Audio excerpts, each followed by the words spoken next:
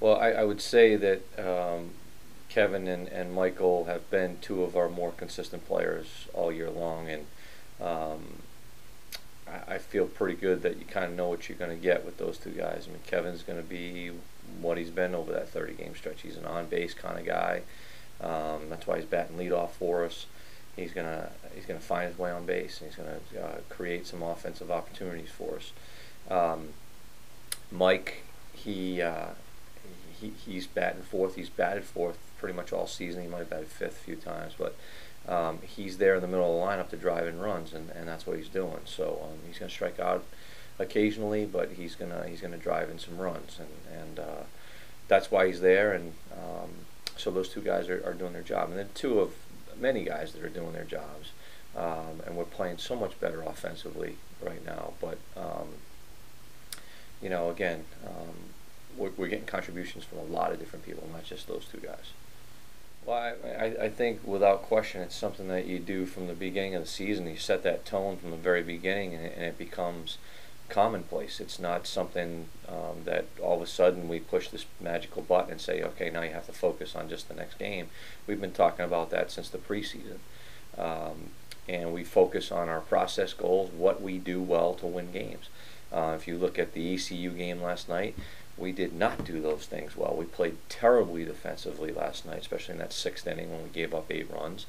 And those are the things that we stress to our guys, is that these are the things we need to focus on day in and day out. And, quite honestly, today's practice is huge. And what we do on Thursday in practice is going to set the tone for the weekend, for Friday and Saturday and Sunday at VCU. And that's the way we're going to go about it. It's the way we've always gone about it. So is it difficult to keep their focus? I mean, we live in an internet age. I mean, these guys are always up checking all kinds of things out, and you never know out of the guys we have on our team who's looking at what and who's looking ahead. But the bottom line is, from a team standpoint, we're focusing on today. We're focusing on the present. We're focusing on what we need to do to make ourselves better, to be prepared to play well at VCU. Yeah. We have. We've played pretty well. We've matched up well with VCU over the last couple of years. Playing at the Diamond's a little different animal. It's a different kind of ballpark. It plays very big. There's a lot of space out there in the outfield. But I feel like we've got the right personnel to be able to cover that for us.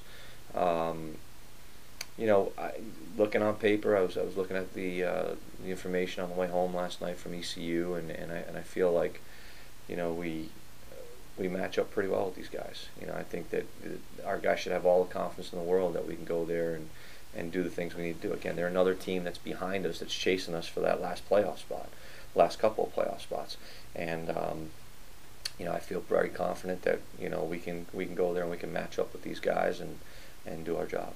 We definitely can do our job at VCU, and again, it gets back to what do we need to do to win games? How do we win games? And if we can get ourselves back to doing those things, we not only should be able to compete well with VCU, we should be able to compete with anybody in the league.